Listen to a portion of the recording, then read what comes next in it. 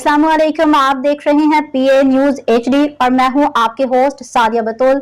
शामिल करते हैं आज की अहम खबरें। खैबर पख्तूनख्वा में अमन अमान बारे सूबाई और वफाकी हुकूमत के जरिए।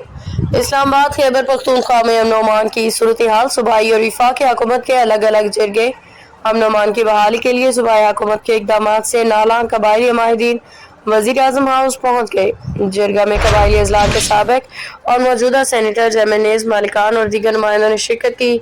JUI के सरबराह मौलाना फजलुर रहमान गवर्नर खैबर पख्तूनख्वा भी मुलाकात में शरीक थे।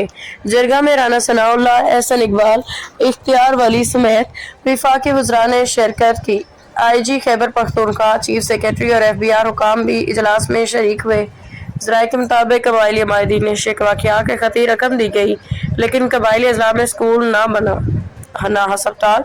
वज़ीर आज़म शहबाज शरीफ ने इस्तफसार किया कि कबायली अजला के लिए अब तक कितनी रकम दी जा चुकी है, जिस पर अक़वाम ने शरका को ब्रीफिंग दी कि कबायली अजला के लिए अब तक 700 अरब रुपए दिए जा चुके हैं।